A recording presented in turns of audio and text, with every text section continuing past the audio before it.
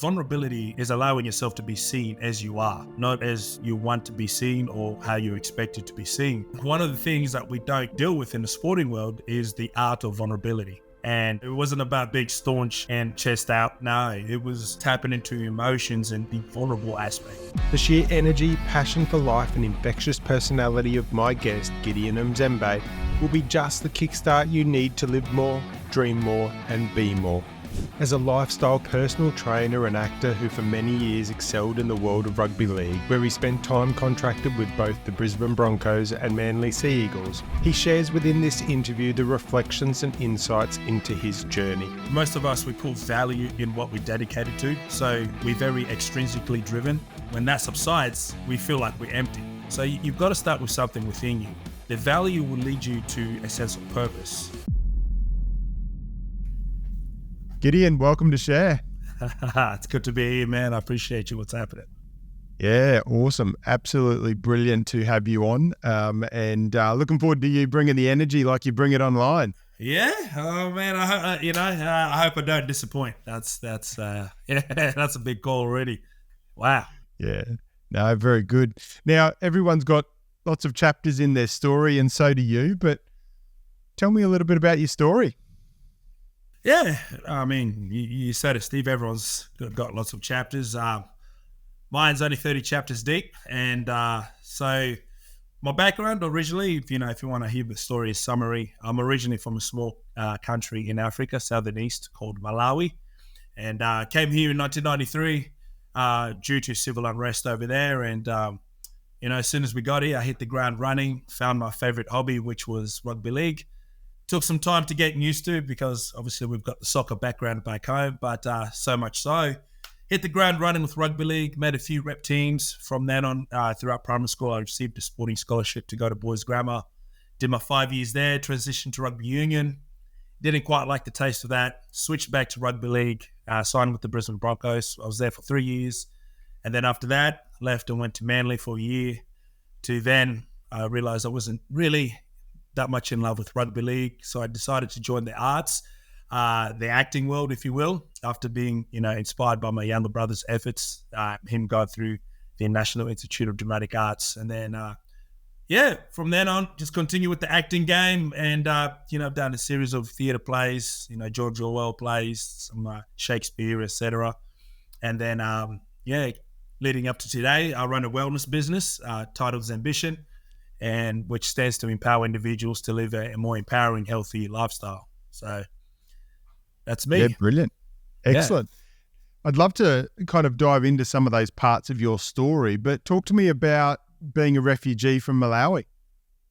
Yeah, look, I always say it's, I do have memories, but I think, coming over at a young age, because I didn't quite get the concept of the adversaries that was going on around me. That's more so what my mum went through. But I still do have visual memories, and but one thing that does stand out was the transition going from non-English speaking background to trying to break the barriers of language and cultural differences when I moved here in 93.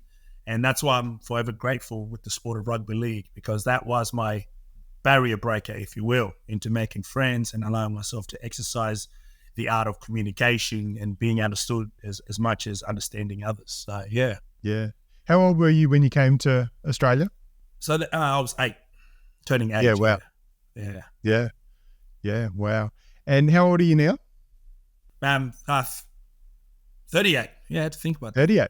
Yeah. So it's interesting, something that I came across actually, that we're only a couple of years apart in age, and when I went to high school we were only a couple of streets apart as well. So I'm an Eddie's boy. Oh wow, mate, we can end this conversation right now, you know what I mean?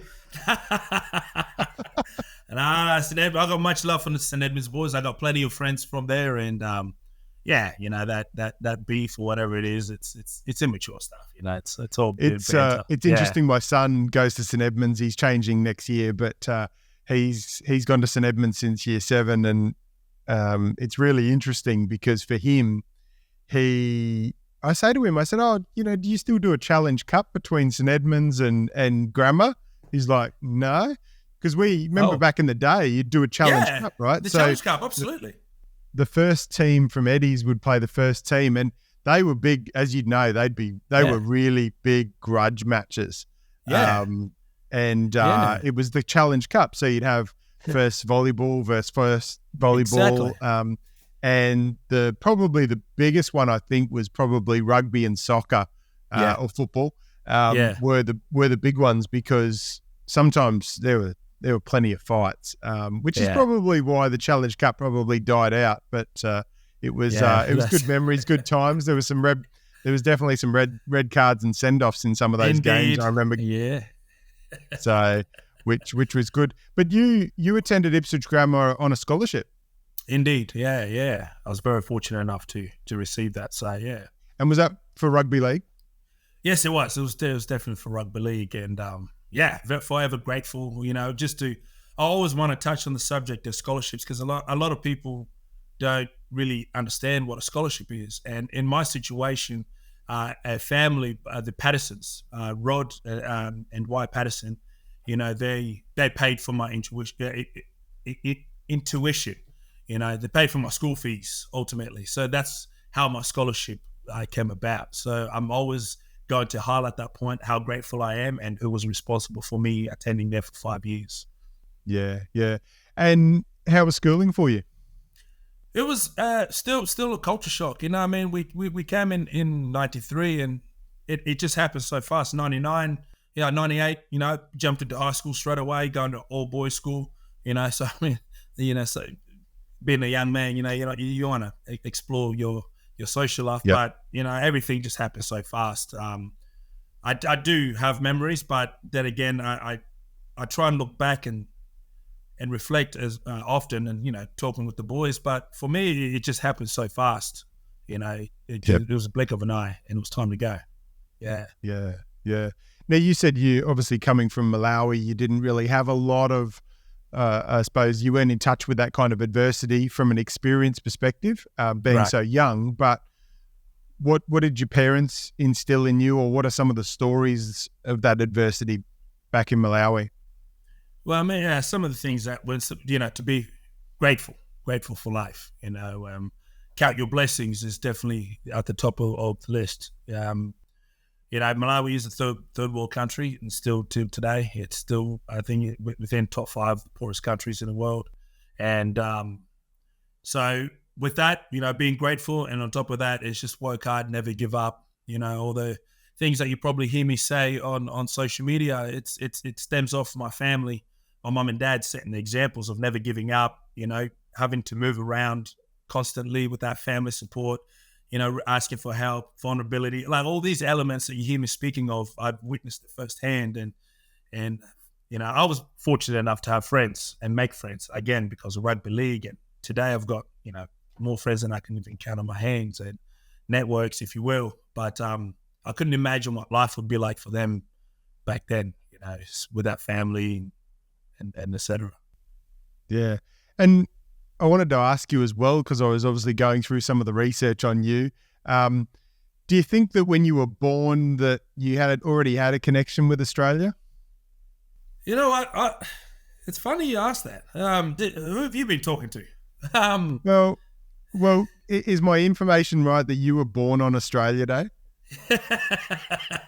So we've been connecting dots, and that's one of the dots. It is 26th of January is my birthday, as well as I look back on the photos, and I do have a little grey koala on one of my baby photos when we were in Botswana at the time. So I mean, it's things like that. You sit there and go, whoa, was this predestined?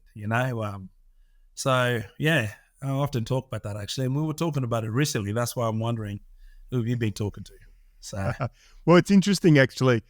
I've been linked with you, and for me, through this podcast and through the people that I've met over many years, your name kept coming up. I know you know Glenn Azar, yeah, and Karen Pereira said to me, "Oh, you got to chat to Gideon," and also Jess as well, and yeah. so all these people kept coming up, and I'm like, I've got to chat to this guy. You know, there's a reason. There's a reason names keep coming up, and Right, so right. it's an absolute honor to have you on. No, thank you. So, like, when I talk about stories, and you've kind of mentioned some, some of the points there, is that, what are some of the sliding door moments that you look at early on in your story that you just kind of go, if that was different, I wouldn't be where I am today? Explain to me what sliding door. So a sliding door moment is, have you seen the movie Sliding Doors? Nah. No. Okay. So a sliding door moment is, if you don't go through a certain door, or if you don't take an opportunity, or if you're not given a certain opportunity, how would that change your life? How would that change your trajectory? So Right. I'll give you an example. If your dad didn't get you, to come to Australia and didn't go through that process, where would you be today? Right. Yeah, well, I mean, just to answer that, and then I'll answer my end. Well, we'll definitely still be back in Malawi. The civil unrest is finished now, so we'll probably be back there.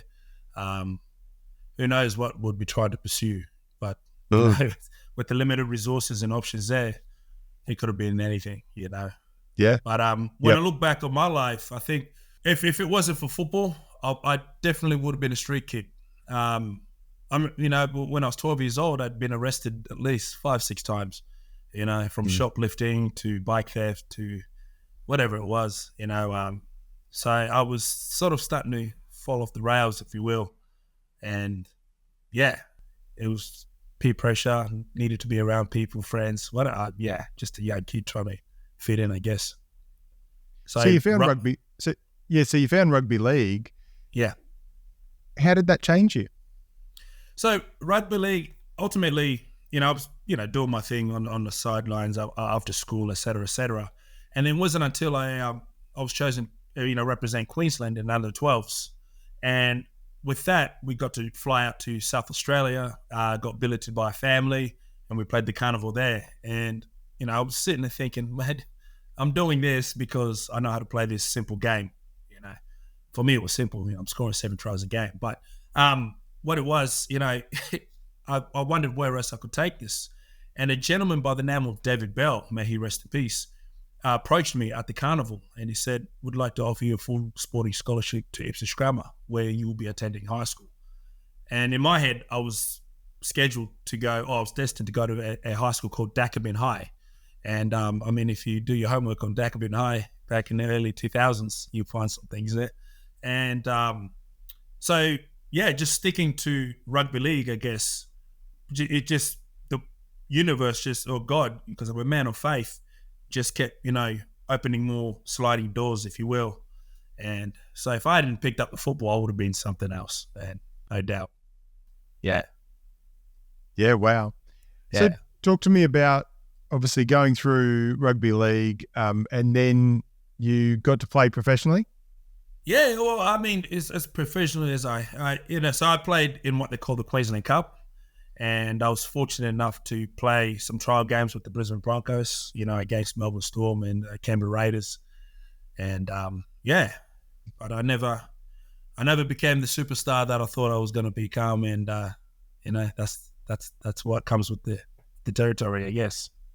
In life, we can sometimes have goals, and we can sometimes have directions and paths that we kind of want to see ourselves go down. Amen.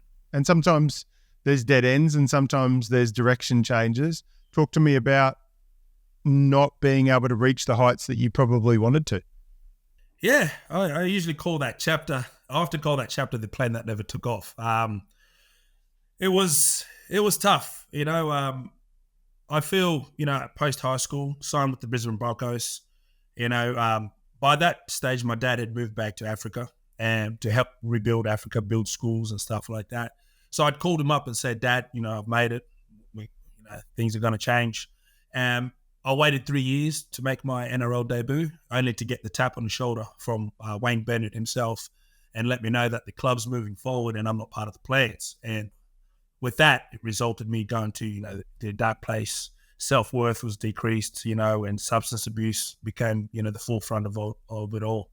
I was fortunate enough to receive a phone call from Des Hasler, who threw me a 1-year contract with the Manly Sea Eagles. But by then, the mind games was too much for me. And I wanted to experience life, not having to wait for people to validate me as being good enough. And that's ultimately why I walked away from the game of rugby league. As much as I loved it, I wasn't in love with it. And so that's how that chapter closed. And I went and started performing arts. And I know you obviously mentioned substance abuse there. I'm a mental health first aid instructor, so very passionate around that mental health side of things. And on the podcast, I've had people that have, come from the military and gone through their own struggles. One of the key things I wanted to ask you was, what do you think, because obviously whether it's, sporting, whether it's military, whether it's first responders, lots of different industries, they invest so much into getting you into it, and then they're supporting you in it. But then afterwards, when that transition comes from being a professional sporting, a professional sports star to then back to normal life, what do you think is missing, or what do you think needs to be done from a transition perspective in a lot of these industries to actually help people adjust back into that life? This is something I talk about in my workshops as well, and I discuss with companies. I think it's a difficult thing. I don't think there's one thing, because ultimately the onus is also on the person who's committed to the system, or for example, in my case, I chose to invest my time and dedication and life into rugby league, and ultimately with time spent, emotions grow, and then what tends to happen is we start to gravitate our identity towards that which we are committed to. And when that gets stripped away, there's a sense of void, and only we understand that void. So it's difficult for companies and organizations to understand what that void looks like to you. I mean, they can assist with job assistance on the way out, or, help you find the perfect partner, whatever it is, or give you some money. But ultimately, the leading cause is the mental health instability, and that comes from that weird sense of, I don't know what to identify myself with or alongside, and that's what I struggle with. And talking to my ex-teammates, it's the same thing. Some of them are making more money than they did in rugby league, but there's this weird sense of, this is not who I am. So it's a hard thing to pinpoint and say, create this system post their dedication to the craft, and it'll help them, transition to a normal life. We don't know what that looks like, because we were never there prior to, this post event. So you've been through that journey, and Gideon, and what I'd love to know, and people listening to this, is if they're kind of going through that identity crisis, I suppose, and they're going through that similar journey, what are some key things that you would suggest or recommend? What did you go through? What if you were going through what you went through back then, the substance abuse, struggle of identity, what would be some of the questions? What would be some of the steps that you would have taken? Most definitely. So the first things first is have a value. And what I mean by that becomes the foundation of how you live your life. Most of us, we put value in what we're dedicated to. So we're very extrinsically driven.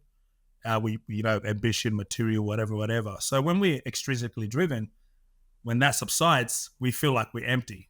So you've got to start with something within you, and the value will lead you to a sense of purpose. And purpose, I was just discussing the other day, is when you're attached to a system to help a resolve. When you look at the greats like the Nelson Mandelas, Mother Teresa, Princess Diana, you find yourself, based on the foundations of your value, to help resolve something. And I think that's where you get that wholesome feeling. Like for me, my value and my purpose is to empower as many individuals as I can in the lifetime that I'm here, as well as meet people and, enjoy life along the side. But, ultimately that's my purpose, to remind people not to be defined by the circumstances and, build that foundation of value and then attach yourself to a purpose. And, through that purpose, you grow. So, yeah. Yeah. Because I think in life, our purpose changes, right? You go through and when you're growing up, you've got a certain purpose. Then when you get into a relationship and you're a partner, you've got a certain purpose. And then you become a parent, and then down the track, you become a grandparent. And then all these different things, change just from a parenting perspective, but also then from a work perspective, a career perspective. And it can be hard to, like for me, I was a real estate agent, 21 years this year would be in real estate. And we still own the business. But for me, I haven't worked in it for a number of years now. But it was a really hard thing, hitting burnout and losing my identity. I was attached to, well, I'm a real estate agent. That's what I've been for so long. That's my value. That's my purpose. And it was hard, similar to someone coming, who's played rugby league since they were kind of almost born, right through to then coming out when they're 30 or 35 and hang on, what do I do now? I was a top, rugby league, or I hit this level in that industry. Coming out the other end, it's kind of like, well, I'm nothing now, and I think that's a really big challenge that people have. Absolutely. Yeah. And that's why I was saying it's very important to have that foundation of a value, whereas mine is health and fitness. So regardless of what happens, go through that breakup or being made redundant, I'm always going to wake up in the morning, go to the gym, tick those boxes, still see myself as a relevant, aspect in life, and then reattack life, if you will. Yep. So Gideon, if I was someone that came to you, had come out of a career, come out of an industry and I was just really struggling, I was feeling lost, and you sat me down, what do you think some of the questions you'd want to ask me, or what some of the questions you would ask me that would get me thinking and get me on the right path or heading in that right direction? The first question I always ask is, what does the conversation about yourself to yourself sound like? Ultimately, because a lot of the times you will find, and, you would know this in mental health, a lot of the issues with, when we come to mental health or emotional health even, is the conversation is always about themselves and the circumstance. And if that conversation is not resolved, or it remains, within conflict or confusion, and that's what drives the inability to see yourself as something, So ultimately, yeah, what does the conversation about yourself to yourself sound like? And then start building on from there, Yeah, that's so true though, because I know for me, for many years when I hit burnout and I wasn't going well, people would be like, oh, are you still in real estate? And I'd go, oh no, I'm struggling with depression and fatigue and anxiety and all those kind of things. And all I was doing, and it took me years to work this out, all I was doing was just repeating that dialogue of who I was, right? Hello. Until, obviously I started the podcast and I became a mental health first aid instructor, and a coach and a consultant. So when people ask me now, it's, I'm a podcast, I run a podcast, and then I go, that was all led through this stuff. So it's leading with a positive. It's not just kind of reiterating and kind of talking myself down to a certain point. Right. That conversation changed. Right. And that identity has changed, which obviously then increases the confidence, increases the way you talk about yourself, the way you think, the way you show up, and gives you a greater awareness as well, backed by having that attitude of gratitude as well of the path that you've walked. Absolutely. Yeah. Yeah. You're onto it. Yeah.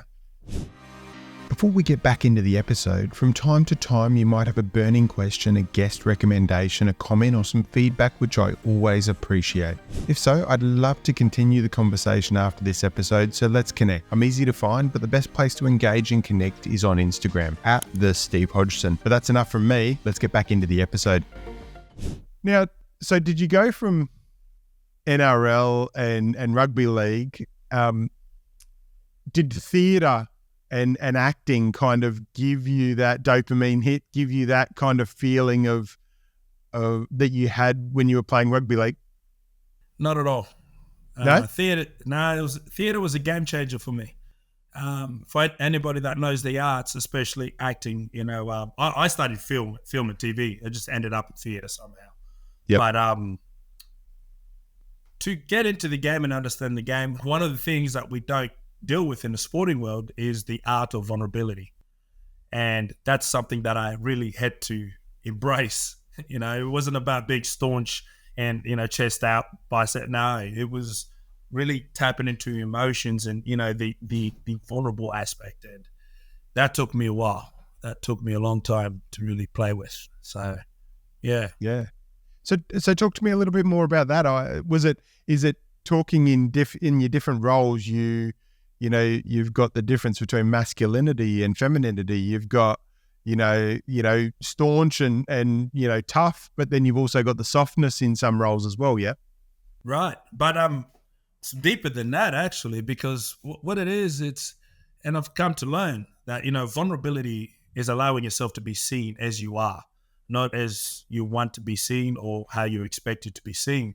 And that's something you learn, in the art. But, what I had to let go of was my ego, was, validating myself based on my presence, and, simple methods like walking on stage rather than, stomping my feet and chest out, bring it in, but going further in, showing affection, that's something that I didn't know I struggled with until I was asked to do it. And, and from then on in, it was just about just tapping in through the art of repetition. We did methods like Meisner, looking into each other's eyes and repeating statements and things like that without, smiling, but really holding that space and allowing others to do the same thing. So that's another thing you learn in the arts, holding space for someone else.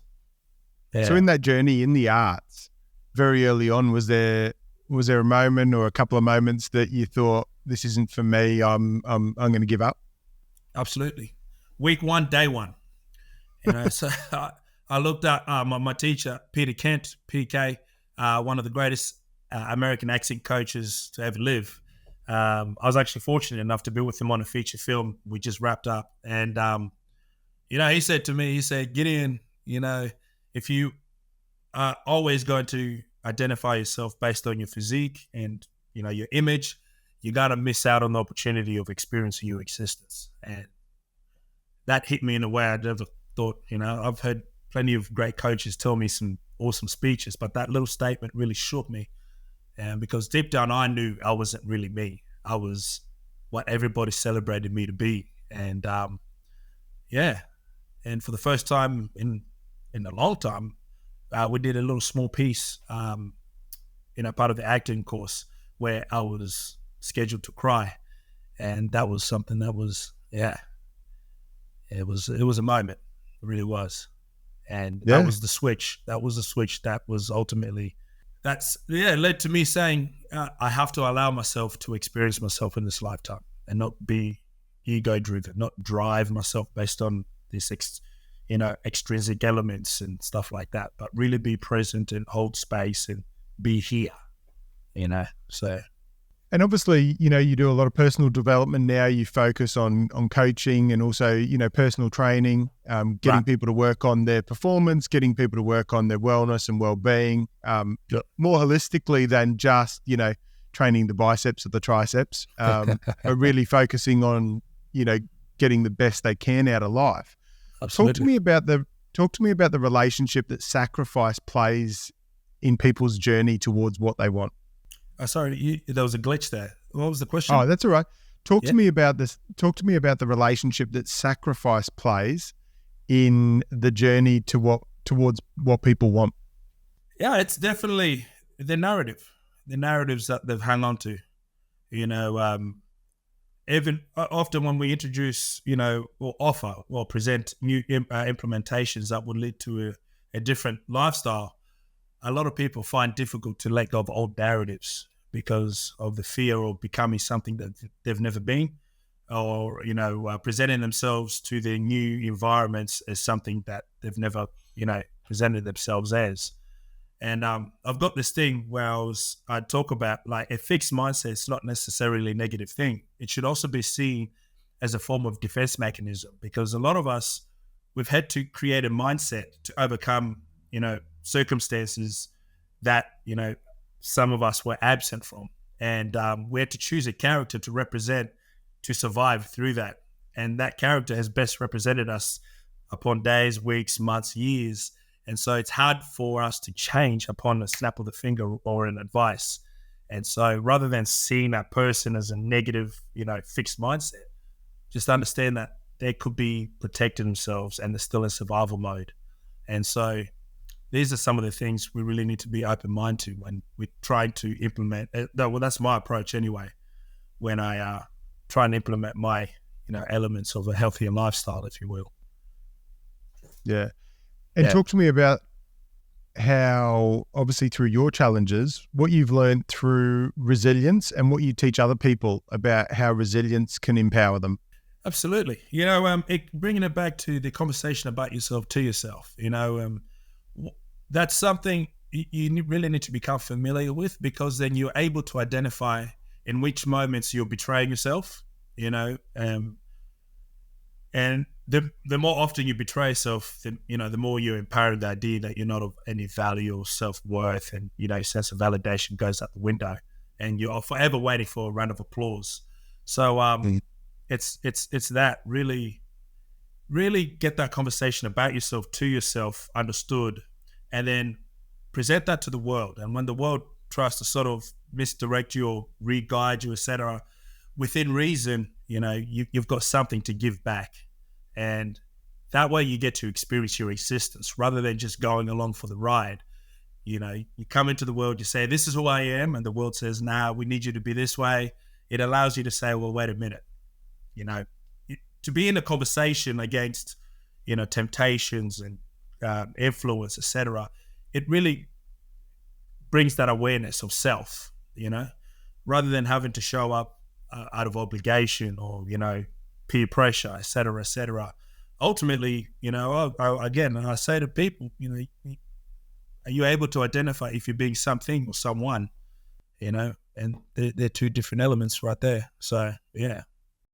And the courage it takes to do that, because when you're, I suppose you're expected to be someone, or you're expected to act, talk, do what other people expect of you, the courage to actually step outside those lines and kind of go, no, actually, I want to do this. I want to say this. I want to be this type of person. The courage to do that takes a lot, because when you do that, as you'd know, you may lose friends. You may lose close relationships. You may lose people.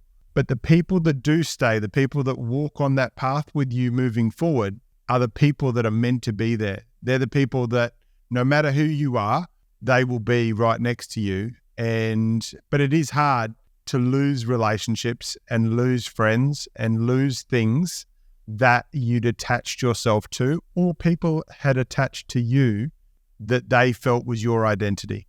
Absolutely. Yeah. What are some of the things that you have had to let go of through your journey? Definitely friends. There was a period of my life where I had to rebuild myself post the rugby league era and entering the theatre. I started Kangaroo Point here in Brisbane, up on the hills there. And I told myself, I'm going to wake up 3 a.m. every morning. I'm not going to any nightclub, any parties, no drinking, et cetera, until I've regained some sort of self-understanding of me. And so I did, and I noticed, the fall off of invitations to the social nightlife sort of veered away. And 7 years later, life is completely different. Again, like you said, I've been realigned. I've got mentors that I never thought I'd be in the same room with. I'm doing talks, sitting with millionaires, giving a conversation about mindset when I don't even have close to $1 million in my bank account. That just goes to show that, it's, like you said, it is scary to make that change. I think the scariest thing is to make the decision, because you're always going to know how to survive. And that's one thing people need to know is you're always going to survive, but often we don't think we can survive the decision. And once you move past that gate, you'll learn to swim. Yeah. And you actually feel better. But You do. like I've made decisions over the last couple of years that have probably made other people feel a little bit uncomfortable and made people, kind of maybe sway away from me. But I've also had people that have reached out to me and people that have attached themselves to my life that weren't there 2 years ago. Right. That by me changing and kind of being and feeling more like myself and being, I would say, closer to my true identity, there's people in my tribe now that enrich my life and are there because, those changes, and they can see that genuine and authentic element of the way I conduct myself in life. Right. Absolutely. Absolutely. The question is, who else is waiting for you? You know what I mean? There's another tribe still waiting for you, Steve. Yeah. And that's the thing. Well, if we can remember that. Well, and we've got to keep evolving and we've got to keep changing because, like when people say, oh, you've changed, it's kind of like, well, everyone changes. We all change, right? But, oh, you've changed.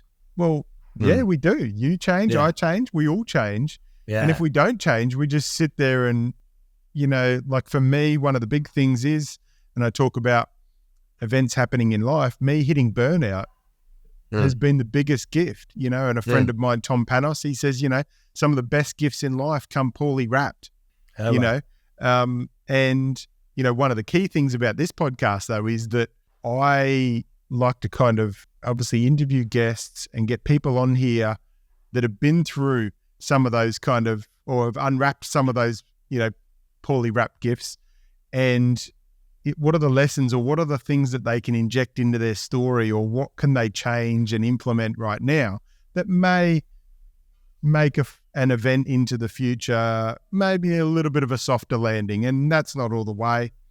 I was talking to a good friend this recently, and I said to her, can we avoid, do we have to hit rock bottom, to change? And that's the big thing for me. I don't think we have to, but I think some people have to hit rock bottom to change. Right.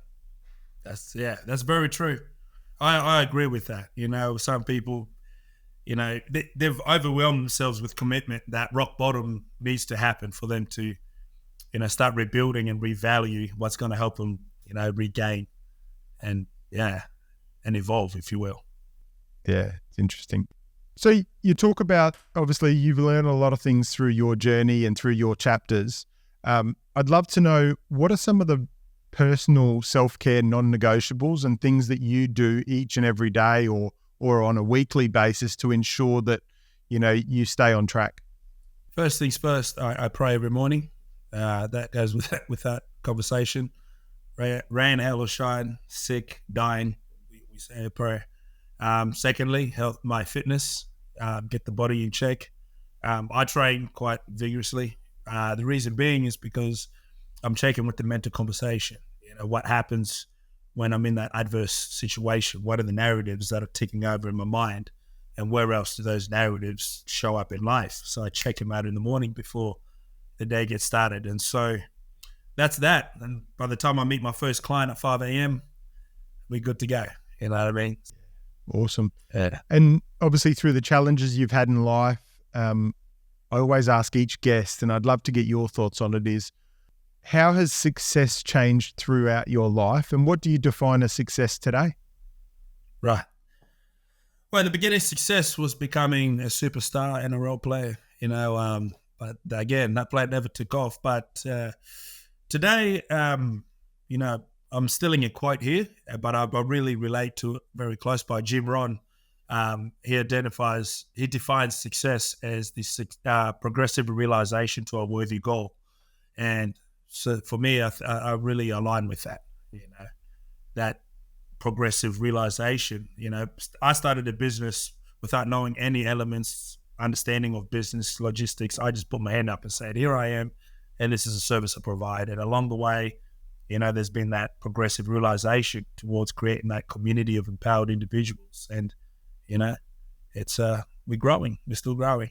So for me, that's success. Yeah. Yeah, that's awesome. And throughout your life, who would you say has been your greatest teacher? We've got a couple there, but I'll definitely, when I say I'm a man of faith, it's definitely, there's a character named Job who comes from the book, a man who loses everything and yet remains to have his faith, and, I've had my fair share of losses from friends, both through tragic situations and just parting ways, relatives, and, there's times where I've wanted to really curse life out, but I've maintained my faith. So he's definitely somebody that I look to, and I reread that book over and over. And yeah, but then coming outside of that, it's always got to be my mum and dad for what they've enjoyed. If they can do it, if I can be half of what they are, I'm doing all right. You know what I mean? Yeah, yeah. And I'm guessing that the attitude of gratitude is a big thing in your life. Most definitely. I don't take nothing for granted. Even a moment like this, what we're having right now, you're talking to an 8-year-old boy that never spoke English. Just because I got a beard and, all this stuff, you're still talking to him, and I'm taking him on the journey of life. So everything we encounter and experience is it has to be of gratitude, So yeah. Yeah. Gideon, talk to me, if you could think forward, and you may have already done this exercise, but if you could cast your mind forward and talk to your 100-year-old self, what would he say to you? You are more than what you have become. You're more than what happens to you. Yeah, awesome. Yeah, I think that's something that's really deep within me. It's a statement. Again, you probably heard me say it 1,000 times. It's a spiritual reminder that I am not my flesh. I'm not my circumstances. There's something greater that's happening here, and not to falter when things go bad. Have a good cry, have a pause, have a breather, but just understand.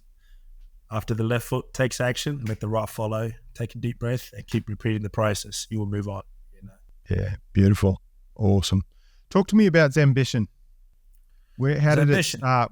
Where was the seed born? The seed was, so ZEMBITION first and foremost is a made up word. I needed to come up with a word that didn't coexist elsewhere and didn't have any other side meaning. So it's half of my last name Mzembe and half of the word ambition. The word ambition, that element of always keep going. The mantra is, you are more than what you have become, you're more than what happens to you. So yeah, it's a platform that I've created to provide services like workshops, talks, boot camps. Again, the aim is to create that community of empowered individuals. So to reach as many people as I can in this lifetime that I have, and with the simple message of just, you are not your circumstances. You're not the end result. You're more than that, and that's what it is. So throughout those platforms, the speaking, the workshops, and the boot camps, we implement that philosophy and empower individuals. Yeah. Yep. It's an organization and it's a movement of service, it seems. Absolutely. Yeah. And we got apparel and all that good stuff coming out soon. But for now, because I keep getting inboxes, when are you going to give us a shirt? But my focus is not to get rich. It's definitely to like I said, I'm a person that pays attention to what's going on in the world. So I'm not here to take. I'm definitely here to give, and until I go to my final resting place, if you will. Yeah, that's awesome. Excellent. Yeah. Now, I've asked all the questions today, but is there a question you'd like to ask me? Yeah, mate. What the first one was, what was their inspiration to start this podcast? I know you briefly touched on it just before, but yeah, what was So for me, struggling through, that identity crisis, the ego, having to drop the ego, and I needed that passion and purpose to get back in. And I always wanted to do a podcast. So I thought, I've met so many people along my journey that have told stories, and I've been inspired and I've been empowered by their stories. And I thought other people would be inspired as well. So I started the podcast really around share podcast. So people sharing stories, sharing their reflections, their thoughts, their ideas, with the whole concept of just helping one person. If one person can listen to one episode and get one thing out of it that puts them on a different trajectory in their life, then that for me was the whole, kind of vision and focus of it. And I love the power in people's stories. And I think one of the key things is that we listen to stories, we listen to podcasts, right? I'm listening to your story, but those listening now, we've all got power in our story. Some people don't think they've got power in their story, but if they listen to these podcasts, they listen to a number of podcasts and they listen to the questions that are asked, the power of journaling and actually answering those questions yourself in your own story. So I would say the number one thing for me through my journey has been journaling, the impact of journaling, the power of journaling. Why do I feel the way I feel? Write that down. Ask these questions, because the strongest awareness and the strongest self-reflection that comes from that grows you and makes you a better person and actually gets you to realize who you actually are, what you're actually made of, and what you're actually destined to do. Right. Good. And on the back end of that, who is Steve Hodgson? Who is Steve Hodgson? Yeah. Steve Hodgson now is a person of service. I am at my happiest when I am serving and connecting. So for me, my boys and my family will always laugh at me whenever we go anywhere. I will talk to people, right? Because I always say that you visit somewhere, you go to an event, you meet someone, and at the time you may not know the reason behind that, but there is always a reason for everything in life. And if you have that awareness and that reflection that there is, even when things don't go your way, there is a reason that that's happened. It's diverted you onto a different path. And then you meet someone else and you go, if that didn't happen, wow.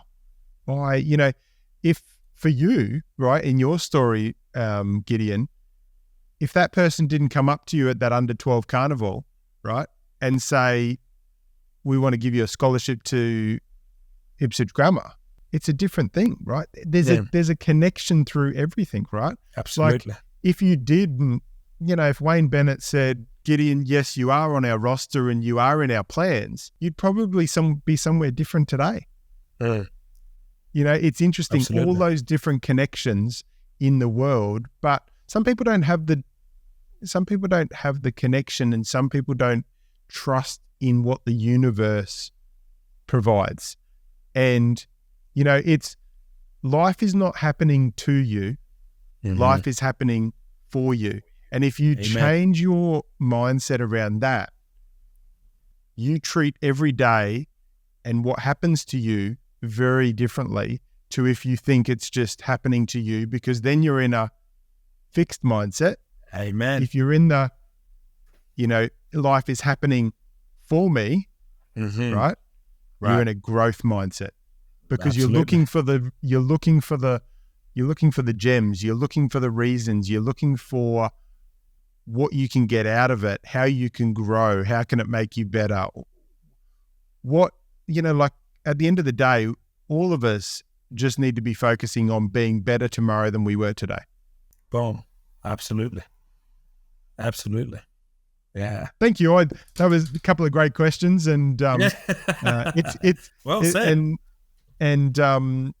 It will always in these podcasts, I always find that I'm asking all the questions, and I always say, well, I'm speaking to some amazing people, and I'd love to let them ask a question or two. So that was brilliant. And, I look forward to connecting further with you as well. We've connected now, and we'll have to catch up for a coffee or a workout. Which would be awesome.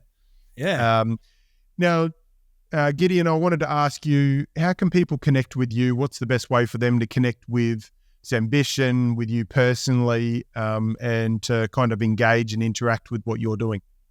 Yeah, well, I'm definitely on all forms of all social media, so Instagram, LinkedIn, Facebook, TikTok. So I'm on. That's all every social media platform I'm on.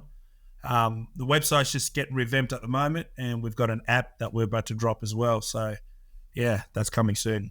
Yeah, brilliant, awesome, and we'll drop all that in the show reel notes anyway for the episode.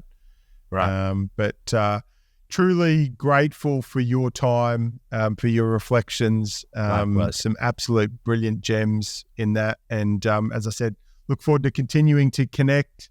And as I say, this connection here has come from other connections, and there'll be other connections that will feed from this as well. So, just appreciate your thoughts and your time that you've given. And I'm sure listeners have absolutely got some real gems out of this. And, as I would say to everyone that comes on here is, reach out to Gideon and, give him a follow, give him a like, a subscribe, and, engage, because, at different times in our life, at different days of the week, I connect with different people. And I always find that if you focus on, that things come across your screen or come into your email at different points, they come at a time that you want it. So it might be a message that you're delivering on social media or YouTube, or it might be someone else, or it might be me. But everyone's got a part to play, and they play their parts when they're meant to play their parts in this universe. Absolutely. So, all good. All right, mate. Well, you take care, and we'll connect again soon. Appreciate you, Chief.